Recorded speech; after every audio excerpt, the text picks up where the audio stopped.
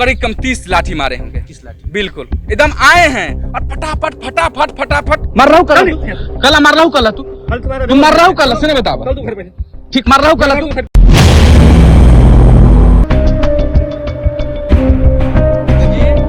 हमारे पंचायत के जो मुखिया हैं ब्रजेश कुमार उर्फ मोना, जो कि दबंग छवि के लोग हैं, शराब माफिया हैं, वीडियो बनाने का प्रयास किया। देखिए मोबाइल को ऐसे छीनते हैं और ये दशा कर दिए। और देख सकते हैं कि 15,000 रुपया होगा तो इसमें खर्चा होगा, क्योंकि थोड़ा सा कीमती मोबाइल है तो ज्यादा पैसा इसमें। नमस्कार, फ्रंट बिहार देख रहे हैं आप। मैं हूं आपके साथ राजमोहन सिंह। मुजफ्फरपुर के पियर थाने के बाहर हम खड़े हैं और यहां से आपको आज एक नशे की कहानी सुनाने वाले हैं।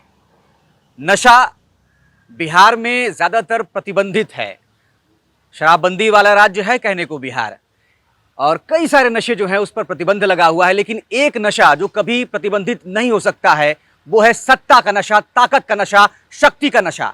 और ऐसी एक कहानी जो है आज मुजफ्फरपुर के बंदरा प्रखंड अंतर्गत रामपुर दयाल पंचायत से सामने आई है, जहां एक मुखिया ने एक व्यक्ति को जो पहले चुनाव लड़ चुका है पंचायत का, उसको लोकतंत्र में आवाज उठाने के लिए बुरी तरीके से पीटा है और जानलेवा हमला किया है।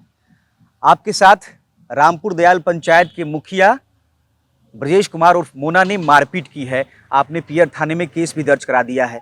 अपनी कहानी सुबह से क्या क्या हुआ आप अगर खुद ही बताएं। हमारे साथ धीरज कुमार है जी। मैं लगातार भ्रष्टाचार के विरुद्ध आवाज़ उठाते आ रहा हूं और मुझे याद है कि 6 अगस्त 2018 को मैं अपने बंदरा प्रखंड में बीडीओ साहब को पहला आवेदन दिया था। उस समय से मैं निरंतर सत्ता के खिलाफ मैं लड़ाई लड़ते आ रहा हूँ और मैं इसी क्रम में इस पूर्व में जैसे लगातार करते करते इस चुनाव में, पिछले पंचायती चुनाव में मैं चुनाव भी लड़ा था और जनता का सहयोग भी मिला था और मुझे दूसरा स्थान पंचायत में प्राप्त हुआ था।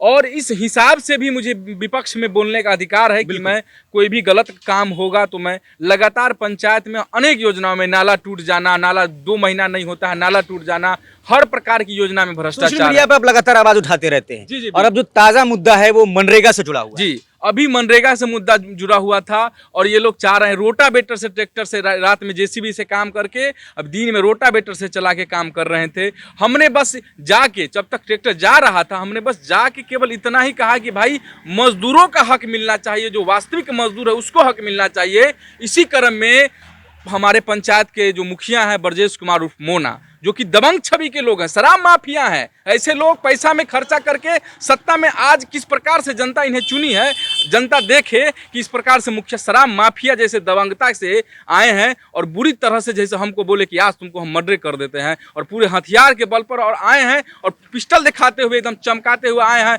और जैसे सोचे हैं कि ऐसे सोझे करके चाकू निकाल के सोझे जो वार कर दिए हैं। वहाँ पर उनका और लोग सब भी था लेकिन कोई वार नहीं किया है और ये पंचायत का मुखिया उठे हैं और लाठी उठा के पूरा दे, आप हमको देख सकते हैं, हम तो खुलेआम देखा है, हम थाना पर आए हैं, खुद मुखिया ने हमला किया पूरा तरह से। और लोग कहता है तो बोलता है कि मुखिया बाहर गया हुआ, ऐसे है। हम वीडियो भी शेयर कर दें कि मुखिया कैसे कर रहा था, फेसबुक पे पोस्ट भी किया है, वही जी जी। देख कर तो हमने। और अब देखिए कि इस प्रकार से मेरा देख लीजिए, देखिए ये पंचायत का मुखिया कहा, ये है मुखिया जी की दबंगई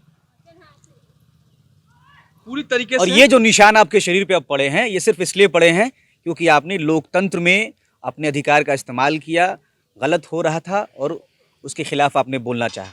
मतलब यहाँ बोलना नहीं दिया जाएगा। देखिए हम आज मुखिया से मिल जाएंगे तो यही होगा, सत्ता से जब मिल जाएंगे ना तो बहुत कुछ, हमको पैसा भी मिलेगा, हमको सब कुछ योजना भी मिलेगा और हमको कुछ नहीं होगा। अमूमन लगभग हर पंचायत में नहीं कहेंगे लेकिन अमूमन बहुत जगहों पर यही हाल होता है। लेकिन मैं सत्ता से समझौता नहीं करता हूं तो बराबर मार लाठी गाली खाता हूं। यही ये स्थिति है देश में।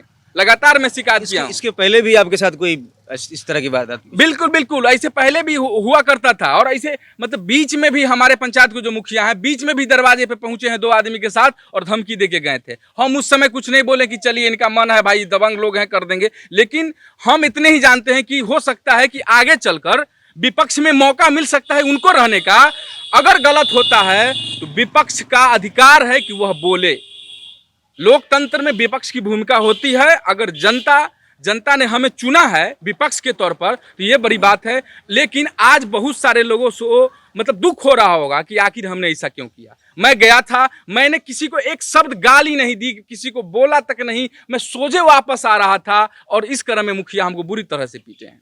आपने वहाँ वीडियो वगैरह बनाया था? वीडियो बनाने का प्रयास किया। देखिए मोबाइल को ऐसे छीनते हैं और ये दशा कर दिए हैं। और देख सकते हैं कि 15,000 रुपया होगा तो इसमें खर्चा होगा, क्योंकि थोड़ा सा कीमती मोबाइल है तो ज़्यादा पैसा इसमें हजूर लग जाएगा। और ये दशा है कि इतना टॉर्चर हो गए हैं और ये दशा है। मोबाइल छीन के फेंके हैं, उसके बाद तुरंत हम कहें नहीं, अगर आप मारिएगा हमको, आप अगर मारते हैं हमको तो हमको वीडियो बनाने दीजिए। हम जैसे ही वीडियो बनाने का, हम 11 सेकेंड का वीडियो रखे हैं जो कि हम शेयर किए हैं। जैसे ही हम वीडियो बनाते हैं तो देखिए कि सोटा को पीछे रखते हैं और ऐसे करते हैं हमको। बार बार वो मोबाइल छीनने का प्रयास कर रहे थे और अगर वो कर रहे हैं तो वो मारते हुए वीडियो बनाने देते। कितना लाठी कितना सोटा खाए हैं बताइए? करीब कम 30 लाठी मारे होंगे। 30 लाठी? बिल्कुल एकदम आए हैं और फटाफट फटाफट फटाफट। देखिए भगवान अब ये सब कहेगा, जो लाठी बरसाया है, मुखिया तो दबंग है ना भाई, तो कहेगा कि कितना लाठी सोटा मार लिए ओकरा, है ना। और उसके बाद अगर आप दोबारा फिर बोलिएगा, भाई आपका काम है विपक्ष में है तो बोलिएगा, तो कहेगा कि भाई फिर भी नहीं सुधरा।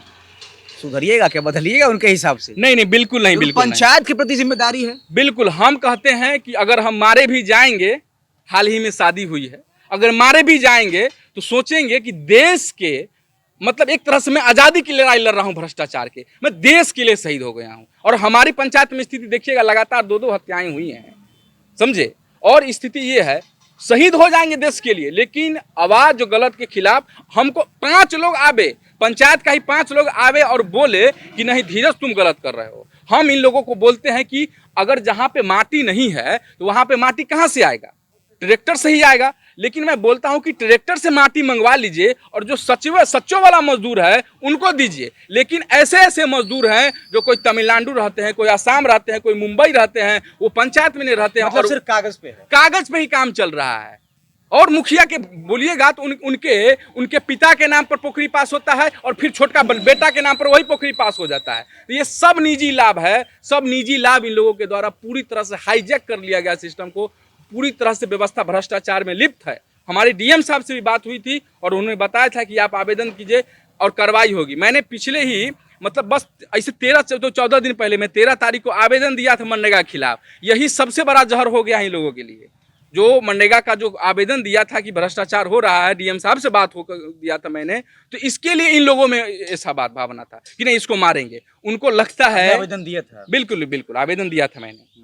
डीएम साहब से डायरेक्ट हमारी बात हुई थी, डीएम साहब से बात करके मैंने दिया था कि सर ऐसे ऐसे चल रहा है। लगातार डीडी सर से बात कर रहे हैं और प्रखंड कार्यक्रम पदाधिकारी मनरेगा से, प्रखंड कार्यक्रम पदाधिकारी मनरेगा से भी लगातार बात करते हैं। और हम बोलते हैं, एक दिन हमने प्रखंड कार्यक्रम पदाधिकारी मनरेगा को बुलाया, आसिफ जी को बुलवाया और कहा कि यहाँ पे कम से कम 40 मजदूर काम कर रहे हैं और एक मजदूर हमको दिखा दिए, ये सब के सब कागज पे हैं, क्या ये विजुअल, क्या वो अदृश्य रूप से काम कर रहे हैं?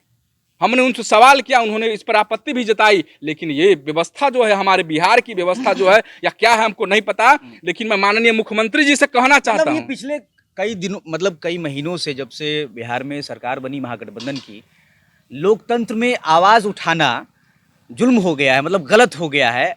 और सबसे ज़्यादा इस वक्त कहा जा रहा है 2024 के लिए कि लोकतंत्र खतरे में है, लोकतंत्र की हत्या कर रही है जो केंद्र में बैठी हुई सरकार है। इसलिए बिहार से जो है विपक्षी एकता का कहीं ना कहीं नारा बुलंद किया जा रहा है और यहाँ पर पार्टियाँ जो है इकट्ठा हुई है। लेकिन यहाँ जो सरकार चल रही है उसमें ऐसी दशा है कि कोई भी जो विपक्ष में जाएगा, कुछ बोलेगा तो उसको मुखिया तक पीट दे रहा है। बिल्कुल बिल्कुल। अरे इतना दबंगई है ना कि जनता एक शब्द नहीं बोल सकती है।